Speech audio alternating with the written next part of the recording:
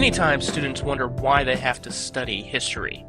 I mean, is it just some form of torture? Well, of course not. Let me make it easier for you. Picture history as a TV show, and you come in on episode 78.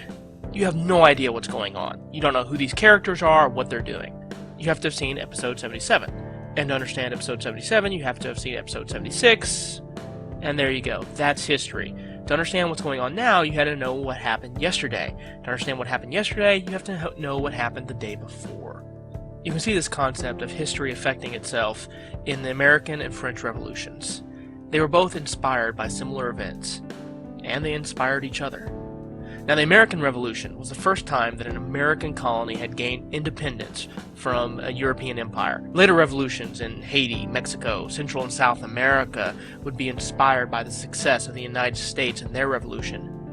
But perhaps the most important revolution to be inspired by the American example was the French Revolution in 1789. The French Revolution was directly inspired by the American Revolution, and both were inspired by a time period called the Age of Enlightenment. The Age of Enlightenment was also known as the Age of Reason, and it encompassed two ideas: individualism and reasoning. Now, individualism is the idea that each individual is born with natural rights and is important in and of themselves.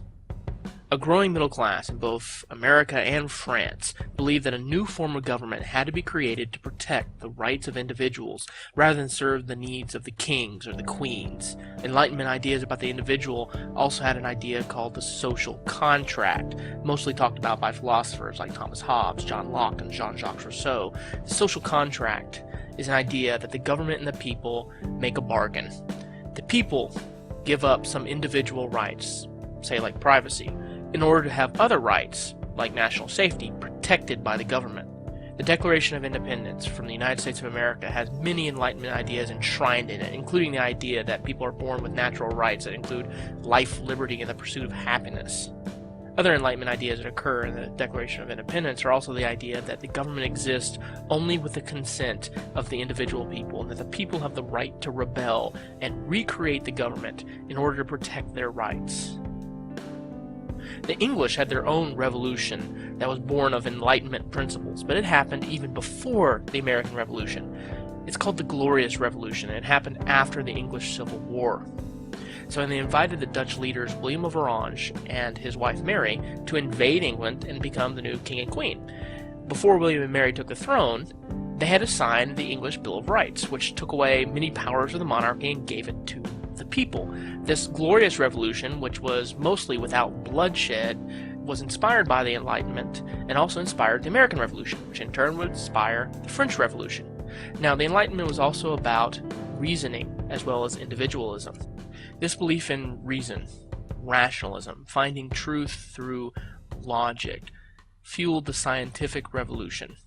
It also led to a kind of anti-religious sentiment. Many revolutionary movements were motivated by the desire to remove the influence of religion and religious institutions from the government of a country. Religious leaders were usually among the elites of a nation, and many commoners resented their influence on the government. Religious institutions and officials were also often exempt from certain laws, such as paying taxes, and this led to a lot of resentment.